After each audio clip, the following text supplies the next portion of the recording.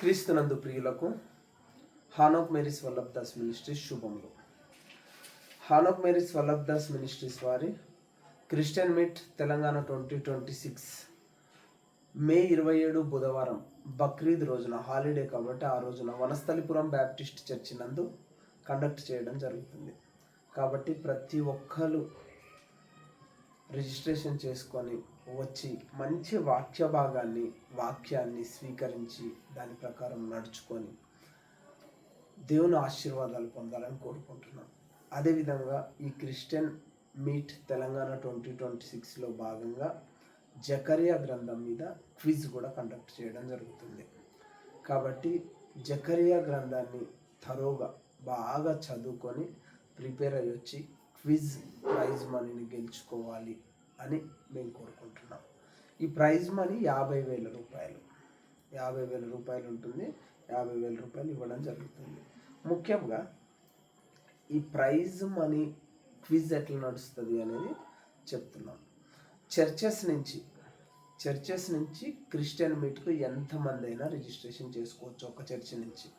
కానీ క్విజ్కు మాత్రం ఒక్క టీం మాత్రమే ఎలిజిబిలిటీ ఉంటుంది, 3 మాత్రమే చర్చి నుంచి.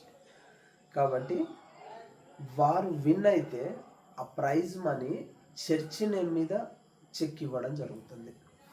అలా కాకుండా ఎవరైనా మేము సొంతంగా పాల్గొంటాము, మాకే ప్రైజ్ మనీ కావాలి అనుకుంటే వాళ్ళు మాత్రం 1000 రూపీస్ రిజిస్ట్రేషన్ ఫీజు పే చేసి రిజిస్ట్రేషన్ చేసుకోవాల్సి ఉంటుంది.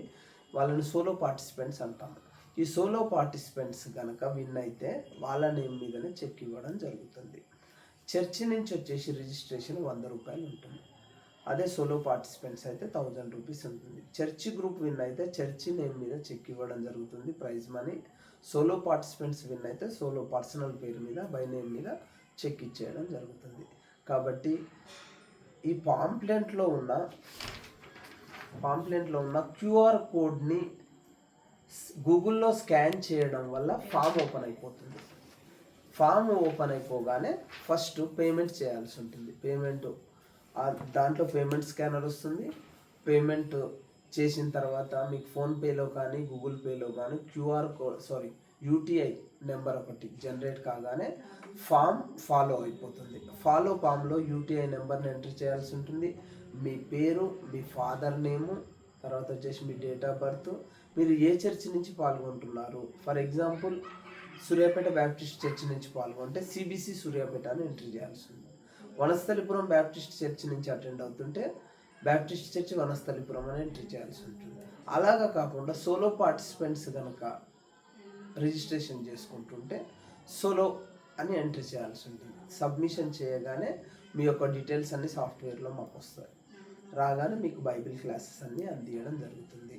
యాక్చువల్గా ఇది 1 వీక్ బ్యాకే బైబిల్ క్లాసెస్ అన్నీ జకరియా గ్రంథం మీద క్లాసెస్ అన్నీ చేయాలనుకుంటున్నాం. కొన్ని టెక్నికల్ ప్రాబ్లమ్స్ వల్ల అది సాధ్యం కాలేదు. కాబట్టి ఈ రోజు నుంచి మీకు బైబిల్ క్లాసెస్ అందించడం జరుగుతుంది. జకరియా క్వశ్చన్స్ ఎట్లా వస్తాయో కూడా మేము ఈ క్లాసెస్ ఫాలో అయిన వాళ్ళకు క్వశ్చన్స్ ఏ విధంగా క్వశ్చన్ ఎయిర్ ఉంటుంది అనే విషయం కూడా తెలుసుకుంటుంది. మీరు క్లాసెస్ విని బైబిల్ థరోగా చదవడం వల్ల జకరియా గ్రంథం ఖచ్చితంగా మీరు ప్రైజ్ విన్ అవుతారు. దేవుడు మిమ్మల్ని ఆశీర్వదిస్తాడు. ఈరోజు బైబిల్ క్లాస్ ప్రార్థించుకొని స్టార్ట్ చేసుకుందాం. పరిశుద్ధుడా, ప్రేమమైడ, కృపమైడ, మహోన్నతుడా తండ్రి, సైన్యములకు అధిపతి యెహోవా ఇశ్రాయేలు దేవా, నీకు స్తుతి చెల్లిస్తున్నాం నాయన. యేసయ్య నాయన, క్రిస్టియన్ మీట్ తెలంగాణ 2026ని ఆశీర్వదించండి నాయన.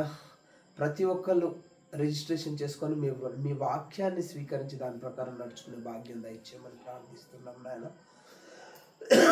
క్రిస్టియన్ మీట్లో భాగంగా ఉన్న క్విజ్ గురించి బైబిల్ క్లాసెస్ ప్రిపేర్ చేయించుండగా మాకు తోడుగా ఉండి మమ్మల్ని ఆశీర్వదించండి నాయన. ఎలాంటి టెక్నికల్ ప్రాబ్లమ్స్ లేకుండా ప్రతి ఒక్కళ్ళకు ఈ బైబిల్ క్లాసెస్ రీచ్ అయ్యేలాగా ఆశీర్వదించమని, మా టెక్నికల్ బృందాన్ని ఆశీర్వదించమని, క్లాసెస్ను ఆశీర్వదించమని, మంచి జ్ఞానంతో జకరియా గ్రంథాన్ని ప్రతి ఒక్కళ్ళు బైబిల్ జ్ఞానాన్ని పొందే భాగ్యం దయచేయమని యేసుక్రీస్తు పరిశుద్ధ నామం పెట్టి వేడుకొంచున్నాం తండ్రి, ఆమేన్. ఈ జకరియా గ్రంథంలో మొత్తం 14 అధ్యాయాలు ఉంటాయండి. 14 అధ్యాయాలు ఉంటాయి. ఈ టైప్ క్వశ్చన్ కూడా వస్తుంది. జకరియా గ్రంథంలో ఎన్ని అధ్యాయాలు ఉంటాయి అని వస్తుంది. జకరియా గ్రంథంలో 14 అధ్యాయాలు ఉంటాయి. తర్వాత ప్రతి అధ్యాయంలో ఉన్న వచనాల గురించి కూడా చదువుకోవాల్సి ఉంటుంది. తర్వాత వచ్చేసి జకర్యా గ్రంథము ఏ పదముతో స్టార్ట్ అవుతుంది అనే ప్రశ్న కూడా వస్తుంది.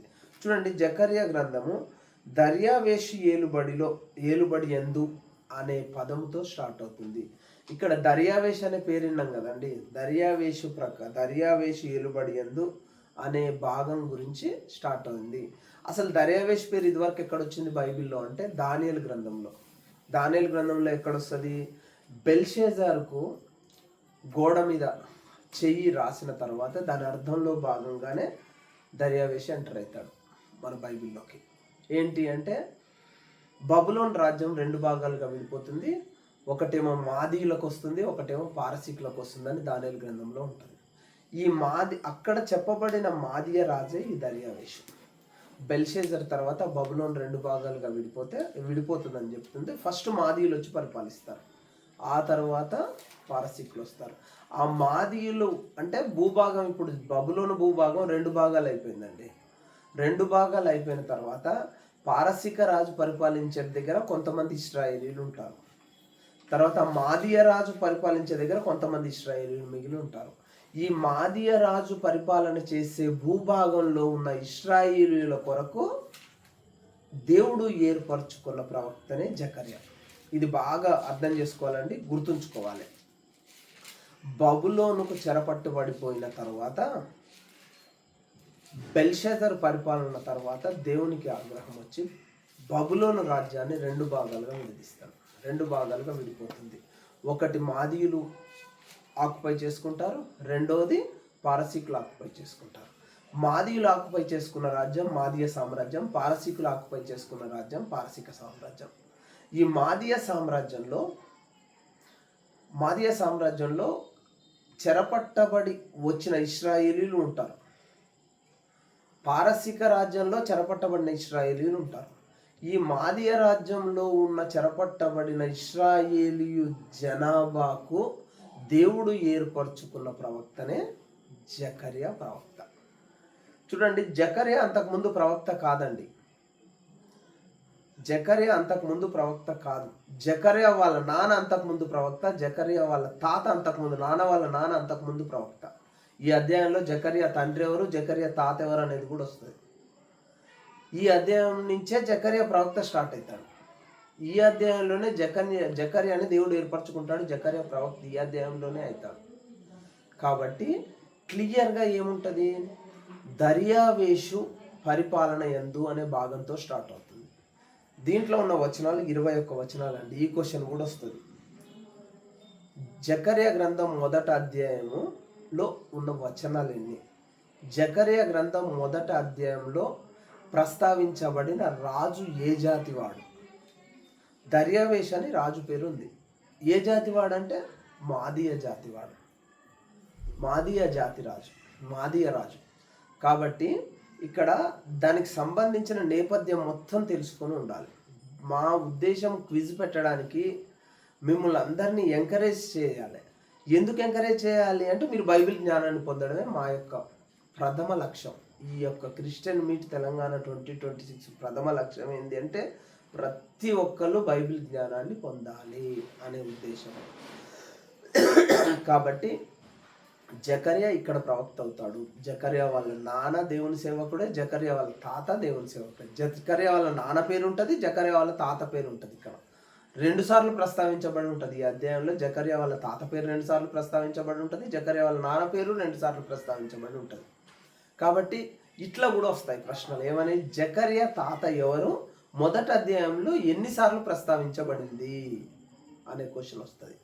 కాబట్టి ఇవన్నీ క్షుణ్ణంగా వర్స్ బై వర్స్ క్లియర్గా చదువుకోవాలి. ఈ 1వ అధ్యాయంలో జకర్యా గ్రంథంలో 3 దర్శనాలు ఉంటాయండి. 3 దర్శనాలు వస్తాయి జకర్యాకు. ఇక్కడ జకర్యాతో దేవదూత మాట్లాడుతున్నట్టు ఉంటుంది. ఓకేనా? జకర్యాతోటి దేవదూత మాట్లాడతాడు. దేవదూత జకర్యాతో డైరెక్ట్ మాట్లాడుతుంటే దేవుడు దేవదూతతోటి జకర్యాతో మాట్లాడడానికి ఏర్పాటు చేసినట్టు ఉంటుంది ఈ అధ్యాయంలో. అంటే దేవుడు చెప్పే విషయం దేవదూతకు చెప్తాడు, దేవదూత జకర్యాకు చెప్తాడు. దేవుడు ఎవరిని ఉద్దేశించి జకర్యాకు చెప్తున్నాడు అంటే ఇక్కడ ఇశ్రాయేలుల జనాభా గురించి. ఇశ్రాయేలీయులు అంటే ఇక్కడ మళ్ళా మీకు కన్ఫ్యూజన్ ఉంటుంది. ఇశ్రాయేలీయులు యూదా సామ్రాజ్యం వేరే, ఇశ్రాయేల్ సామ్రాజ్యం వేరే. యూదా సామ్రాజ్యం వాళ్ళకి చెప్తుండా, ఇశ్రాయేల్ సామ్రాజ్యానికి చెప్తుండా అని ఆలోచించద్దు. ఇశ్రాయేలీయులకు అంటే దాని ఉద్దేశం ఏంటంటే యాకోబు పేరు మార్చిన తర్వాత ఇశ్రాయేలు ఆయన సంతానం నుంచి వచ్చిన వాళ్ళ కోసం చెప్తుండు అని దాని అర్థం. ఇశ్రాయేలీయుల కోసం అంటే మళ్ళా 10 గోత్రాల వాళ్ళు ఇశ్రాయేల్ జనాభా అయినరు, 2 గోత్రాల వాళ్ళు యూదా జనాభా అయినరు. కాబట్టి వీళ్ళకే చెప్తుండా, వాళ్ళకి చెప్పుకోవట్లేదా కాదు. యాకోబు పేరు మార్చబడిన తర్వాత ఆయన పేరు ఇశ్రాయేలీయులు అయితే ఆయన సంతానం నుంచి వచ్చిన వాళ్ళంతా ఇశ్రాయేలీయులు, వాళ్ళకి చెప్తున్నాడు. కాబట్టి ఇక్కడ 3 దర్శనాలు ఉంటాయి. 1 నుంచి 6 అధ్యాయాల వరకు ఒక దర్శనం అండి. తర్వాత వచ్చేసి 7 నుంచి 17 వరకున్న 2వ దర్శనం. 3వ దర్శనం 18 నుంచి 21 వరకున్న 3 దర్శనాలు ఉంటాయి ఇక్కడ.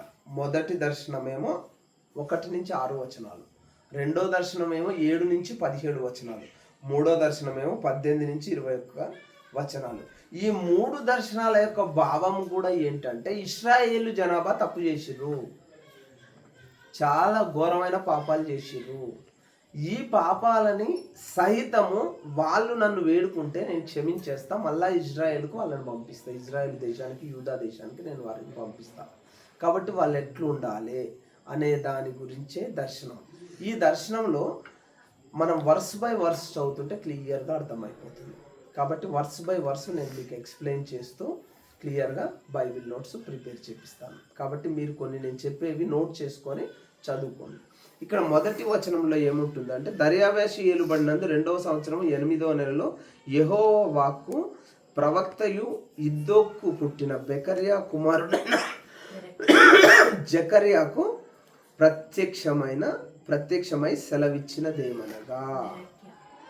చూడండి ఇక్కడ 4 పేర్లు వచ్చినాయండి. మొదటి వచనంలోనే 4 పేర్లు వచ్చినాయి. ఏంటిది? దర్యావేష్ 1, ఇద్దోకు 1, బెరాక్యా 1, జకర్యా 1. 4 పేర్లు ఉన్నాయి. ఈ 4 పేర్లు నోట్ డౌన్ చేసుకోండి.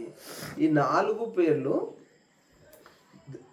యెహోవా వాక్కు ప్రత్యక్షమైంది. అంటే యెహోవా ఏవైతే మాటలు చెప్పాలనుకుంటున్నాడో యెహోవా చెప్తుండని చెప్పలే, ఇక్కడ యెహోవా వాక్కు ప్రత్యక్షమైంది. అంటే యెహోవా వాక్కు దూతకు చెప్తే దూత జకర్యాకు చెప్తున్నాడండి. అదే విషయం. నెక్స్ట్ 2వ వచనానికి వచ్చేసరికి యెహోవా మీ పితరుల మీద బహుగా కోపించెను. పితరులు అంటే ఎవరండి? పితరులు అంటే ఈ యొక్క ఇశ్రాయేలు జనాభా మొత్తం, అంటే యాకోబుకు పుట్టిన 12 మంది సంతానం, వాళ్ళ సంతానం, వాళ్ళ సంతానం సంతానం, వాళ్ళ సంతానం సంతానమే పితరులు. పితరుల మీద బహుగా కోపించెను. ప్రశ్న ఎట్లా వస్తుందంటే, యెహోవా మొదటి అధ్యాయము 2వ వచనం ప్రకారం ఎవరి మీద కోపించెను అని ఉంటాయి. అంటే ఎవరి మీద? ఇశ్రాయేలులకు పితరుల మీద.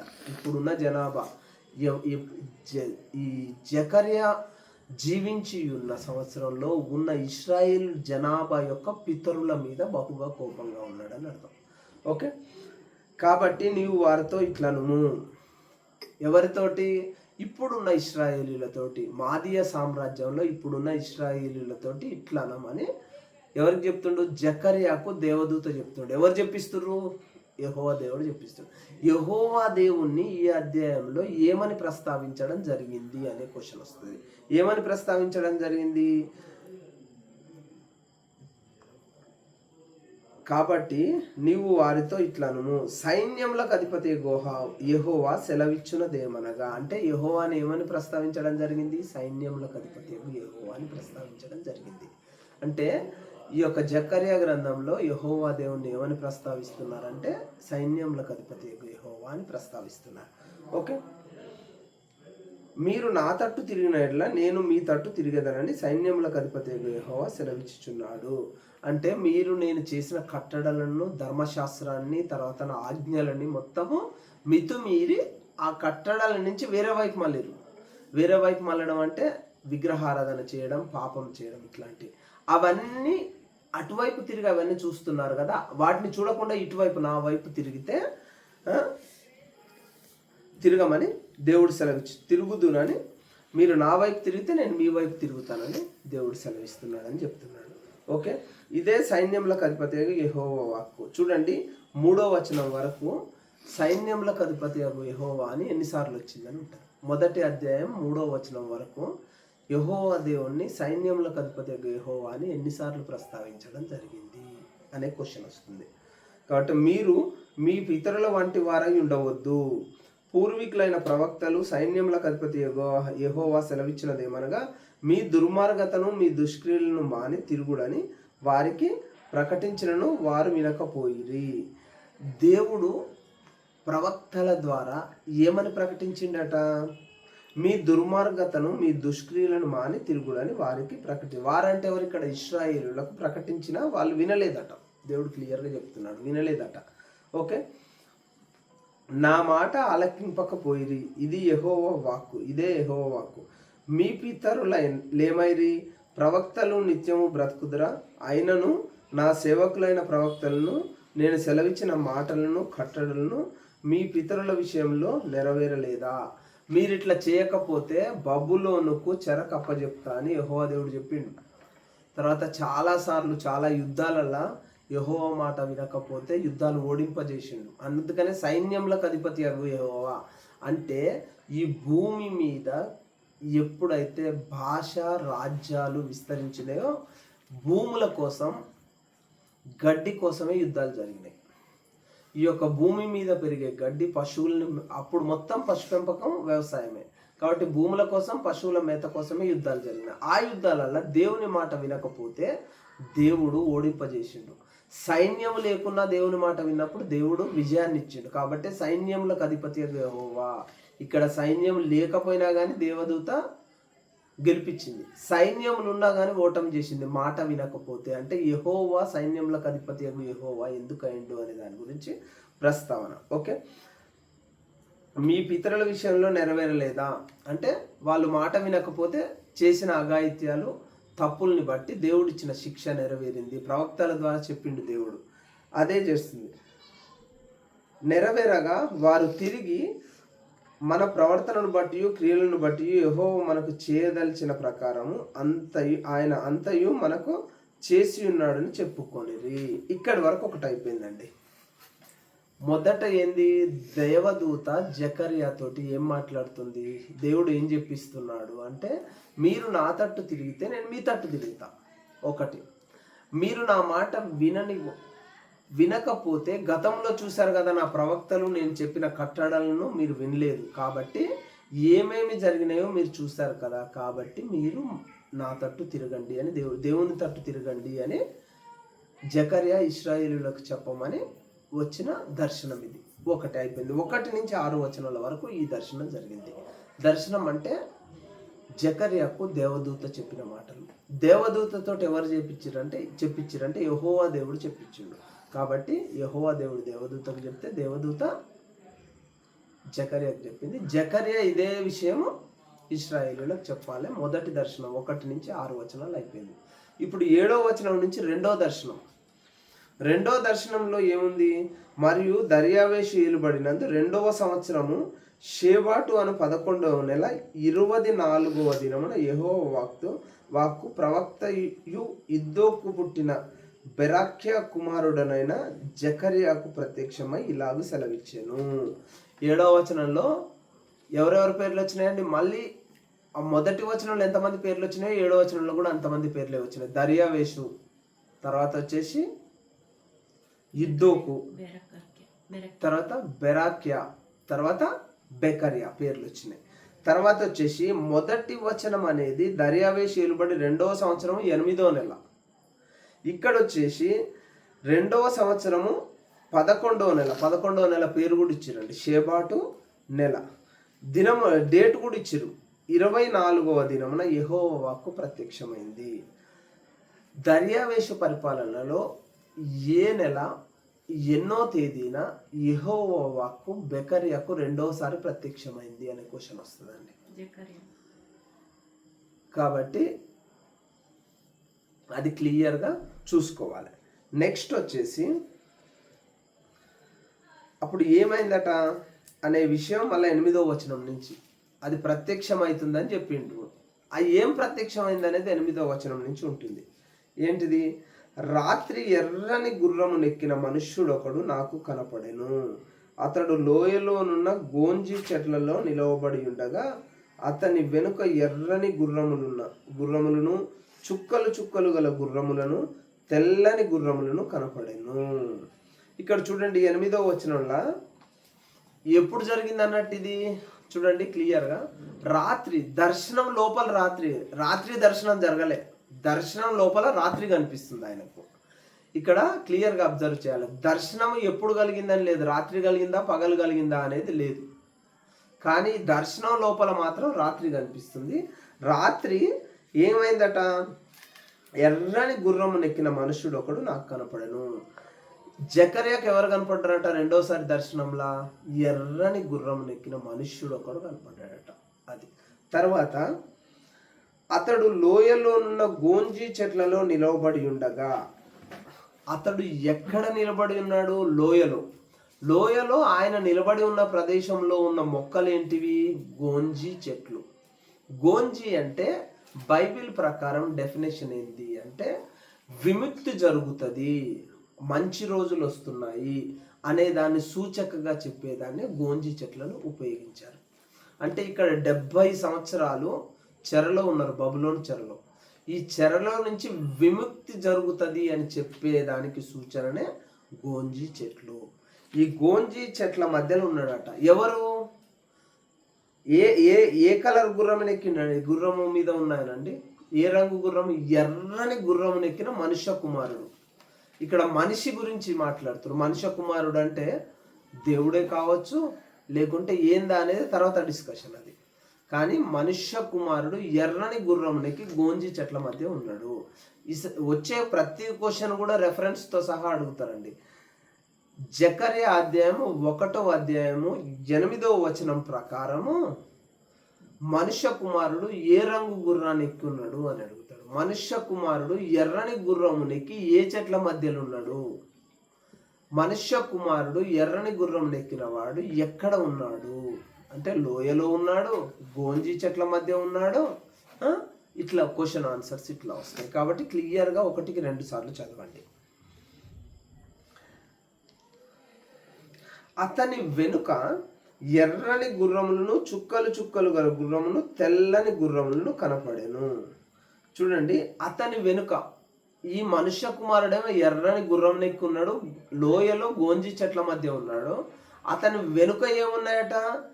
ఎర్రని గుర్రములు, చుక్కల చుక్కల గుర్రములు, తెల్ల గుర్రములు. ఇక్కడ మొత్తం ఎన్ని రకాల గుర్రములు ఉన్నాయండి? 3 రకాల గుర్రములు ఉన్నాయి. కానీ ఒకటే రకం రంగున్న గుర్రములు 2 సార్లు ప్రస్తావించబడ్డది. మనుష్య కుమారుడు ఎక్కినది ఎర్ర గుర్రమే, మనుష్య కుమారుని వెనక ఉన్న గుర్రములు కూడా ఎర్రని రంగు గుర్రములు ఉన్నాయన్నాడు. చుక్కల చుక్కల గుర్రములు, తెల్ల గుర్రములు, ఎర్ర గుర్రములు. మొత్తము మనుష్య కుమారుడు ఎక్కిన దాన్ని బట్టి 4 రకాల గుర్రాలు ఉన్నాయి. 2 ఎర్ర రకాలు, 1 చుక్కలు చుక్కలు, 1 తెల్లది. కాబట్టి క్లియర్గా దాన్ని అబ్జర్వ్ చేసుకొని అండర్లైన్ చేసుకొని చదువుకోండి. ఓకే, అప్పుడు ఇక్కడ వచ్చేసి అప్పుడు అంటే వచనం చూడండి 9వ వచనంలో ఇంతసేపేమో ఫస్ట్ మొదటి వచనం నుంచి 8వ వచనం వరకు దేవదూతనే జకర్యాతో మాట్లాడుతుంది. ఇక్కడికి వచ్చేసరికి జకర్యా దేవదూతతో మాట్లాడుతున్నాడు. చూడండి ఒక్కసారి. అప్పుడు నా ఏలినవాడ ఇవి ఏమని నేను అడగగా నాతో మాట్లాడు దూత, ఇవి ఏమైనది నేను నీకు తెలియజేస్తున్నాను. ఇక్కడ వరకు క్వశ్చన్ ఎట్లా వస్తుంది అంటే జకర్యా గ్రంథం 1వ అధ్యాయంలో 8వ వచనంలో జకర్యా దేవదూతతో మాట్లాడాను. చూడండి, ఇంతసేపు 8 వచనాల వరకు దేవదూతే జకర్యాతో మాట్లాడుతుంది. ఇక్కడ వచ్చేసరికి 9వ వచనంకి వచ్చేసరికి జకర్యా దేవదూతతో మాట్లాడుతుంది. ఏమని? అవి ఏంటివి, ఆ గుర్రములు ఏంటివి, ఆ గొంజి చెట్లు ఏంటివి, వీటికి సంబంధించిన ప్రస్తావన అవి ఏంటి అని జకర్యా దేవదూతను అడిగితే నేను వాటి గురించి నీకు చెప్తా అని దేవదూత చెప్తుంది. అప్పుడు 10వ వచనం చూడండి. అప్పుడు గోంజి చెట్లలో నిలిచి ఉన్నవాడు ఈ లోకమందంతా తిరుగుటకు యెహోవా పంపిన గుర్రములని చెప్పాను. మళ్ళీ చూడండి, అప్పుడు గోంజీ చెట్లలో నిల్చున్నవాడు, ఇవి లోకమంతటను తిరుగులాడుటకు యెహోవా పంపిన గుర్రములని చెప్పాను. మళ్ళా ఒకసారి వినండి, అప్పుడు గోంజీ చెట్లలో నిలవబడి ఉన్నవాడు, ఇవి లోకమంతటా తిరుగుటకు యెహోవా పంపిన గుర్రములని చెప్పాను. ఆ గోంజీ చెట్ల మధ్య ఉన్నాయని చెప్తుండట. ఎవరికి? ఈ జకర్యాకు. ఈ గుర్రాలన్నీ లోకమంతటా తిరుగుటకు యెహోవా పంపిన గుర్రాలని చెప్తున్నాడట. ఎవరు చెప్తున్నారు? గోంజీ చెట్ల మధ్య నిలవబడి ఉన్నవాడు అని చెప్తున్నాడు. ఓకే,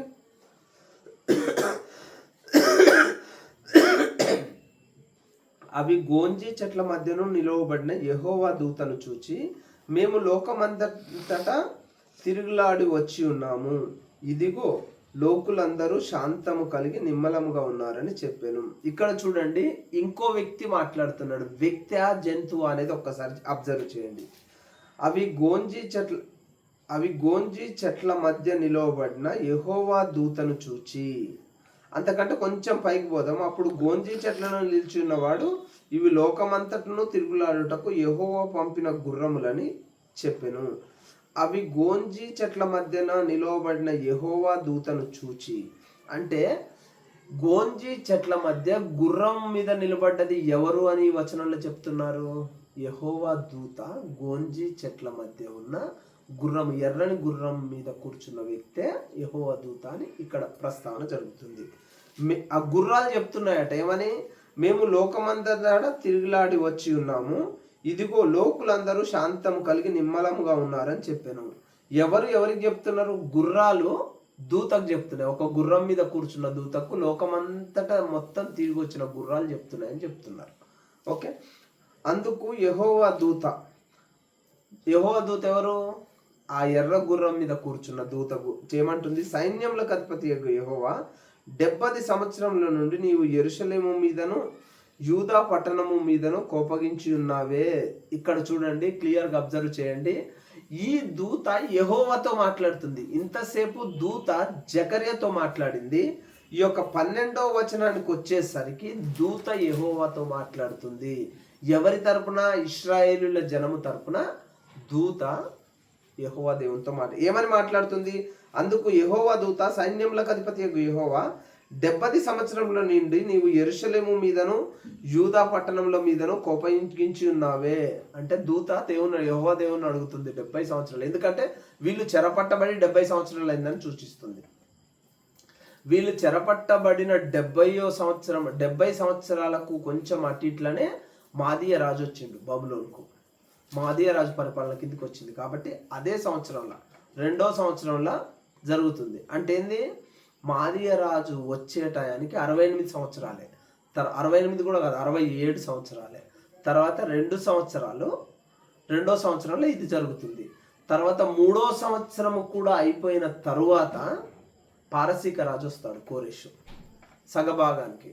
అందుకనే దానియేలు గ్రంథంలో పారసీక రాజు పరిపాలన మొదటి సంవత్సరంలోనే దానియేలు చనిపోయింది అని ఉంటుంది.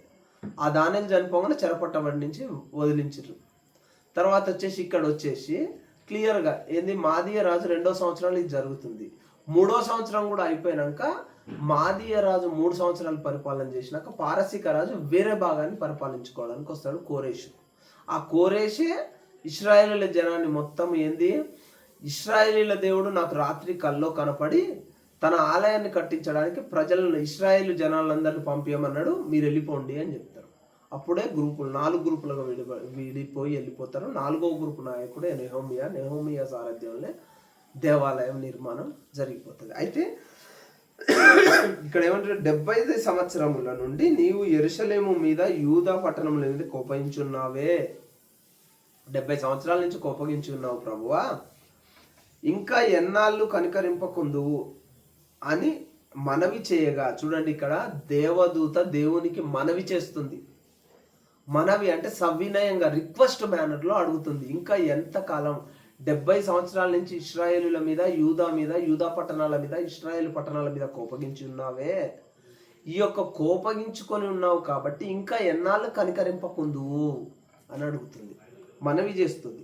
యెహోవా నాతో మాట్లాడిన దూతకు ఆదరణ అయినను మధుర వచనములతో ఉత్తరం ఇచ్చాను. ఇక్కడ చూడండి డిస్కషను జకర్యా గ్రంథం 1వ అధ్యాయంలో 1 నుంచి 12 వచనాల వరకు దూతకు జకర్యాకు జరిగింది. తర్వాత 12వ వచనంలో దూతకు యెహోవా దేవునికి జరిగింది. దూత యెహోవా దేవునికి మనవి చేస్తుంది. ఇక్కడికి వచ్చేసరికి 13వ వచనంలో యెహోవా దేవుడు దూతకు బదులిచ్చినట్టు చూస్తున్నాం. చూడండి, యెహోవా నాతో మాట్లాడిన దూతకు ఆదరణ అయిన మధుర వచనములతో ఉత్తరం ఇచ్చాను. ఈ విషయం ఎవరు చెప్తున్నారు? జకర్యా చెప్తుండు. ఏమని? యెహోవా దూతకు మధురమైన వచనములతో ఉత్తరం ఇచ్చిండట. ఎవరు? యెహోవా దేవుడు దూతకు ఉత్తరం ఇచ్చిండని జకర్యా మనకు చెప్తున్నాడు. ఓకే, కాబట్టి నాతో మాట్లాడుచున్న దూత నాతో ఇట్లా నేను. తర్వాత వచ్చేసి యెహోవా దేవునికి దూత మనవి చేయడం అయిపోయింది. దూతకు యెహోవా దేవుడు మధుర వచనాలతో మృదువైన మాటలతో సమాధానం ఇచ్చడం అయిపోయింది. అది అయిపోయిన తర్వాత దూతకు మళ్ళీ జకర్యాకు స్టార్ట్ అయింది. చూడండి, కాబట్టి నాతో మాట్లాడుచున్న దూత నాతో ఇట్లా నేను. నాతో అంటే ఎవరితో? జకర్యాతో ఇట్లా నేను. నీవు ప్రకటన చేయవలసినది ఏమనగా సైన్యములకు అధిపతి యెహోవా ఇలాగ సెలవిచ్చుచున్నాడు. ఇక్కడ చూడండి 14వ వచనంలో సైన్యములకు అధిపతి యెహోవా సెలవిచ్చుచున్నాడు అని వచ్చింది. తర్వాత వచ్చేసి 3వ వచనంలో సైన్యములకు అధిపతి యెహోవా వాక్కు అని వచ్చింది. తర్వాత 3వ వచనంలో సైన్యములకు అధిపతి యెహోవా సెలవిచ్చుచున్నాడు అని వచ్చింది. ఇక్కడ 14వ వచనంలో కూడా సైన్యములకు అధిపతి యెహోవా సెలవిచ్చుచున్నాడు అని వచ్చింది.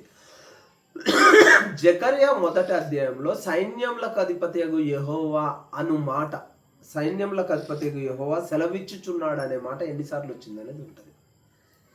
అది ఒకసారి రెఫరెన్స్ అండర్లైన్ చేసుకొని చదవండి. క్వశ్చన్ అండ్ ఆన్సర్స్ కూడా మేము మీకు ప్రొవైడ్ చేస్తాం, చూసుకొని పార్టిసిపేట్ చేయండి. నేను యెరూషలేము విషయంలో సియోను విషయంలోనూ ఆసక్తి కలిగి ఉన్నాను. ఎవరు చెప్తున్నారట?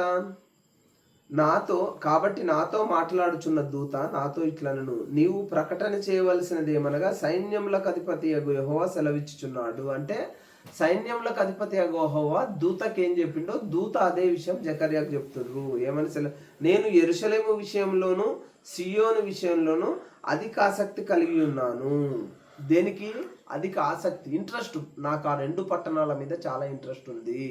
పట్టణాలంటే మామూలుగా పట్టణం అంటే మనుషులు లేని పట్టణం కాదు, మనుషులతో ఉంటేనే పట్టణం.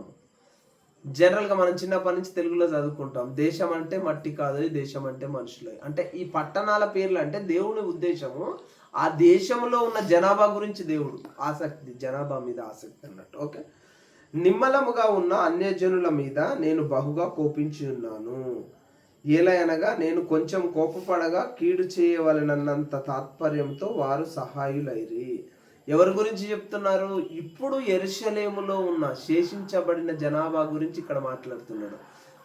వారట దేవుడు నిమ్మలంగా ఉన్నా కానీ నిమ్మలంగా ఉన్న అన్యజనుల మీద నేను బహుగా కోపించున్నాను. అంటే నిమ్మలంగా ఉన్న జనులు అంటే ఎలాంటి ఆతురత పనులు అఘాయిత్యాలు చేయకుండా అన్యజనులే కానీ నిమ్మలంగా ఉన్నారు, వాళ్ళ మీద కోపించున్నాడట దేవుడు.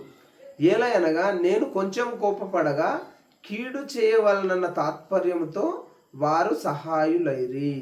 అయితే దేవుడు కొంచెం కోప్పడగానే కీడు చేస్తాడేమో అనే ఉద్దేశంతో ఎవరు? అన్యజనులు సహాయులైనరట.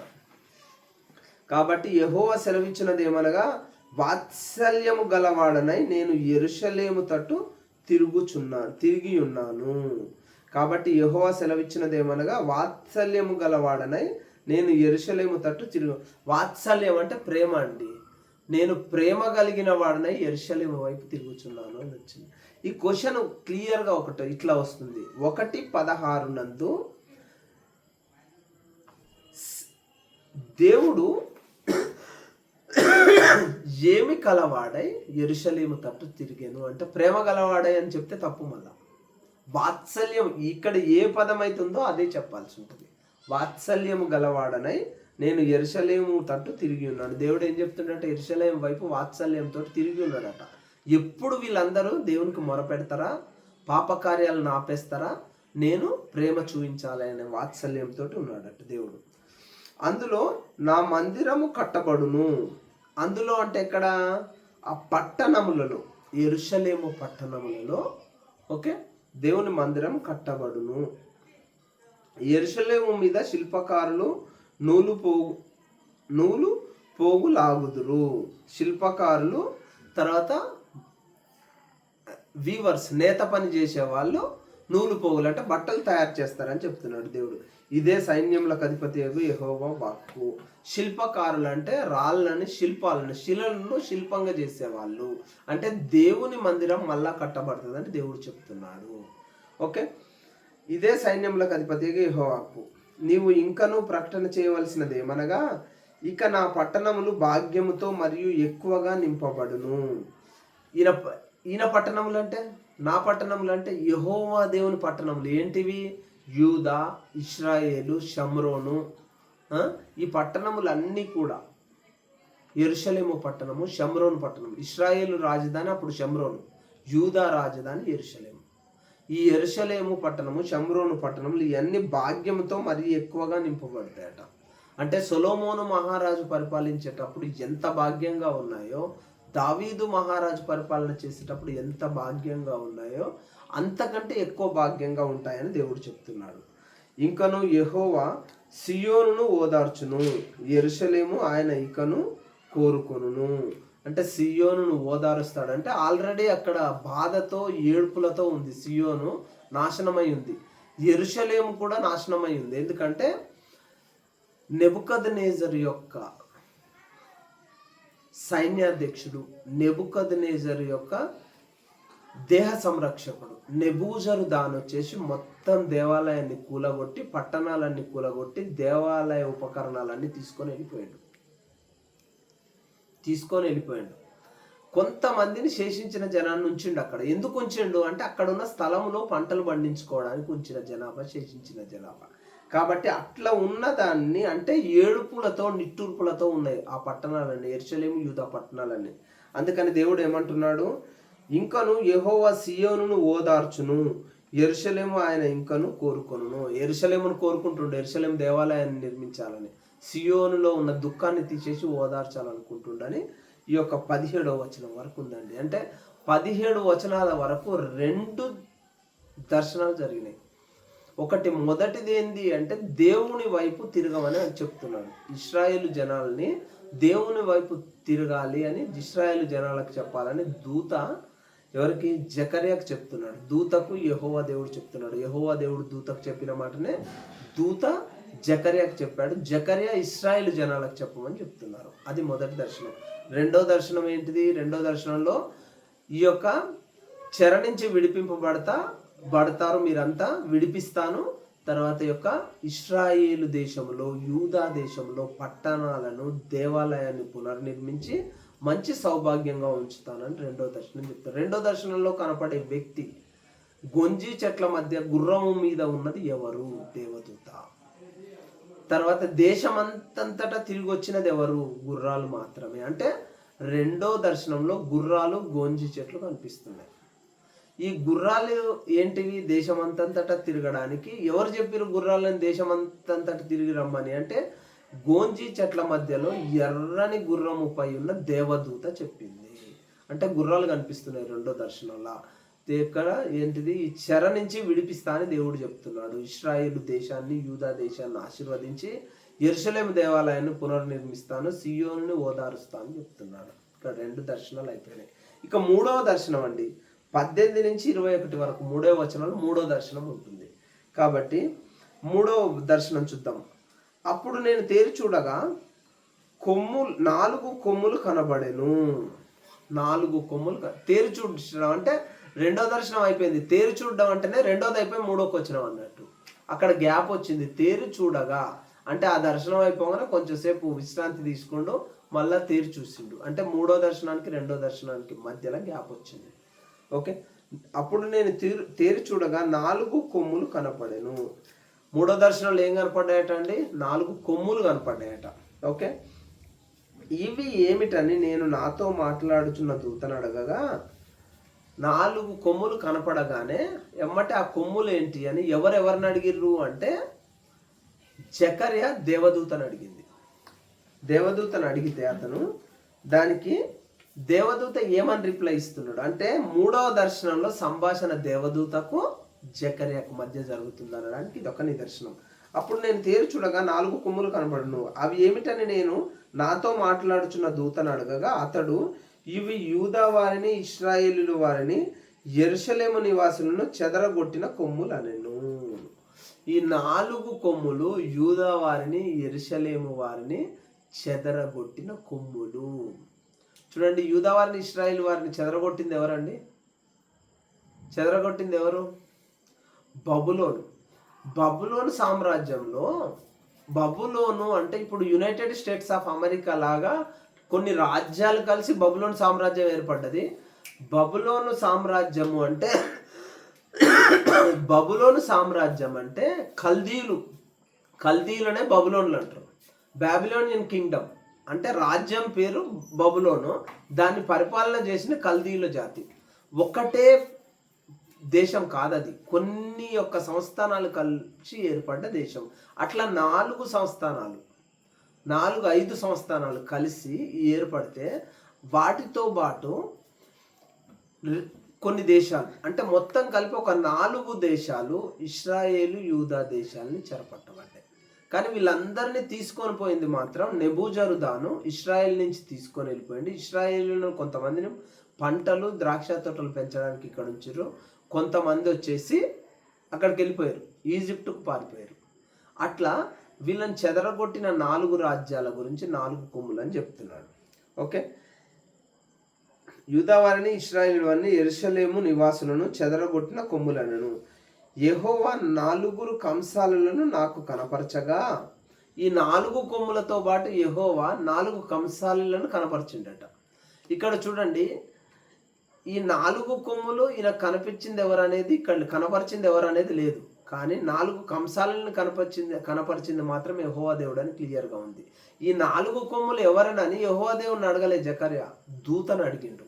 దూతను అడిగితే దూత సమాధానం చెప్పింది. ఈ 4 కొమ్ములు దేనికి నిదర్శనం అంటే ఇశ్రాయేలు జనాభా, అంటే యూదా దేశపు జనాభా, ఇశ్రాయేలు దేశ జనాభా, ఈ పట్టణాలలో ఉన్న జనాభాని చెదరగొట్టిన 4 రాజ్యాలని చెప్తున్నారు. ఓకే, ఆ తర్వాత యెహోవా 4 కంసాలీలని కనపరిచిరట. 4 కంసాలను కనపరచగా, యెహోవా 4 కంసాలను ఎవరికి కనపరిచిండ్రు అంటే జకర్యాకు కనపరచగా వీరేమి చేయబోరుచున్నారని నేను అడిగినందుకు ఆయన, ఇక్కడ చూడండి, వీరేమి చేయబోరుచున్నారని నేను అడిగినందుకు ఎవరు అడిగిర్రు? వీరేం చేస్తున్నారని దూతని జకర్యా అడిగిండు. ఆయన అనేది ఇక్కడ దేవుడు కాదండి, దూత. నందుకు ఆయన, ఎవడును తల ఎత్తకుండా యూదా వారిని చెదరగొట్టిన కొమ్ములు ఇవే. అయితే వాటిని భయపెట్టుటకు యూదా దేశస్థులందరినీ చెదరగొట్టుటకై వారి మీద బలాత్కారం జరిగించిన అన్యజనుల కొమ్ములను పడగొట్టుటకు వీరు వచ్చి ఉన్నారని నాకు తెలియజేశాను. ఒకసారి మళ్ళా రెండోసారి చదువుదామండి. వీరేమి చేయబోచున్నారని నేను అడిగినందుకు ఆయన, ఎవడును తల ఎత్తకుండా యూదా వారిని చెదరగొట్టిన కొమ్ములు ఇవే. అంటే యూదా వాళ్ళు, ఇశ్రాయేలీల వాళ్ళు ఎవరిని తల ఎత్తకుండా మొత్తం వాళ్ళ యొక్క అహంకారాన్ని, గర్వాన్ని అణచి చెరకు తీసుకుపోయిన కొమ్ములు ఈ 4 కొమ్ముల గురించి ఇక్కడ డిస్కషన్. మళ్ళీ ఏమంటే కంసాలు వచ్చినాను, కంసాల గురించి డిస్కషన్ కాదు, 4 కొమ్ముల గురించి. అయితే వాటిని భయపెట్టుటకును యూదా దేశస్థులందరినీ చెదరగొట్టుటకై వారి మీద బలాత్కారం జరిగించిన అన్యజనుల కొమ్ములను పడగొట్టుటకు వీరు వచ్చి ఉన్నారని నాకు.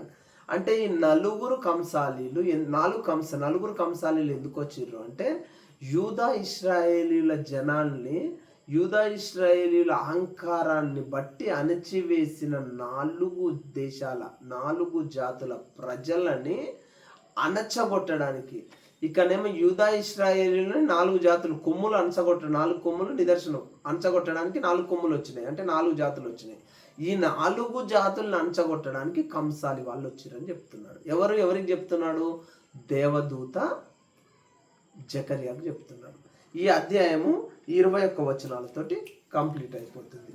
కానీ దీంట్లో మెయిన్ క్వశ్చన్స్ ఏమొస్తాయంటే, ఈ అధ్యాయము ఏ పదంతో స్టార్ట్ అవుతుంది అంటే దర్యావేష్ అనే పదంతో స్టార్ట్ అవుతుంది. ఏ పదంతో ముగించబడుతుంది? సెలవిచ్చెను అనే పదంతో ముగించబడుతుంది. ఈ అధ్యాయంలో ఉన్న వచనాలు ఎన్ని, ఈ అధ్యాయంలో కనపడే జంతువులు ఏంటివి, ఈ అధ్యాయంలో కనపడే వృక్షాలు ఏంటివి, ఈ అధ్యాయంలో కనపడే పనివారు ఏ పనివారు, ఇట్లాంటి మొత్తము చాలా ఇంపార్టెంట్ అండి. ఇందులో 3 దర్శనాలు ఉంటాయి. ఒక దర్శనమేమో ఖాళీ మాటలతోటే ఉంటుంది, రెండవ దర్శనమేమో గొంజి చెట్లు, గుర్రాలు, ఇక్కడ ఒక ఎర్ర గుర్రాన్ని ఎక్కిన మనిషి కుమారుడు, తర్వాత 3 రకాల ఎర్ర గుర్రం, చుక్కల గుర్రం, తెల్ల గుర్రాలు ఉంటాయి. ఈ ఎర్ర గుర్రం నెక్కిన మనిషి గోంజి చెట్ల మధ్యలో ఉంటుండు అనే దాని గురించి దర్శనం. ఆ గుర్రాలు ఏం చేస్తాయనే దాని గురించి దర్శనం. ఆ గుర్రాలు వచ్చి మొత్తం ప్రపంచం అంతా తిరిగి రిపోర్ట్ ఎవరికి ఇస్తారు అనే దాని గురించి దర్శనం, రెండో దర్శనం. మూడో దర్శనంలో కొమ్ములు వస్తాయి, కంసాలు వస్తారు. కొమ్ములు దేనికి నిదర్శనం, కంసాలు దేనికి నిదర్శనం. కొమ్ములు వచ్చేసి ఇశ్రాయేలును యూదావారిని అణిచిన దేశ జాతుల రాజులకు సంబంధించిన కొమ్ములు 4. ఆ 4 రాజులను అణిసివేయడానికి వచ్చింది కంసాలి వాళ్ళని సూచిస్తుంది. ఈ అధ్యాయంలో 21 వచనాలు ఉన్నాయి. కాబట్టి క్లియర్గా ఒకసారి థరోగా చదువుకోండి. ఎక్స్ప్లెయిన్ చేసినాక మీరు చదువుకుంటే మీకు ఇంకా ఈజీగా అర్థమవుతుంది. కాబట్టి దేవుడి వాక్యాన్ని, ఈ క్లాస్ని దీవించి ఆశీర్వదించును గాక.